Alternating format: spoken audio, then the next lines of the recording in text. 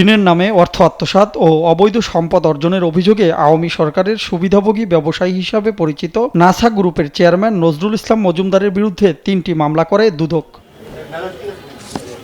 তদন্ত শেষে কারাগারে থাকা নজরুল ইসলাম মজুমদারের বিরুদ্ধে আদালতে চার্জশিট দাখিল করেছে সংস্থাটি। মঙ্গলবার বিকেলে সংবাদ সম্মেলনে দুদক মহাপরিচালক জানান, ঋণের নামে ৬১৫ কোটি টাকা আত্মসাৎ করেন এক্সিম ব্যাংকের সাবেক এই চেয়ারম্যান। মামলায় ৩০ জনকে অভিযুক্ত করেছে দুদক। ৩০ জনের বিরুদ্ধে ইতিপূর্বে দুর্নীতি দমন কমিশন থেকে মামলা রুজু করা হয়েছিল।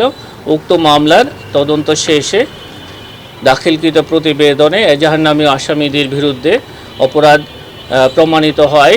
এজাহার নামীয় সকল আসামির বিরুদ্ধে চার্জশিট দাখিলের সিদ্ধান্ত গৃহীত হয়েছে। এদিকে বরিশাল সিটি কর্পোরেশনের সাবেক মেয়র সেনিয়াবাদ সাদিক আব্দুল্লাহর বিরুদ্ধে সম্পদ বিবরণী দাখিল না করায় মামলা করেছে সংস্থাটি। দুর্নীতি দমন কমিশন থেকে সম্পদ বিবরণী দাখিলের আদেশ জারি করা হয়। তিনি নির্ধারিত সময়ের মধ্যে সম্পদ বিবরণী দাখিল না করায় তার বিরুদ্ধে মামলা রুজুর সিদ্ধান্ত গৃহীত হয়েছে। এছাড়া বিজ্ঞাপন প্রচারের নামে ৮ কোটি ১৭ লাখ টাকা আত্মসাতের অভিযোগে প্রিমিয়াম ব্যাংকের সাবেক চেয়ারম্যান HBM ইকবাল সহ ১৫ জনের বিরুদ্ধে মামলা করেছে দুদক।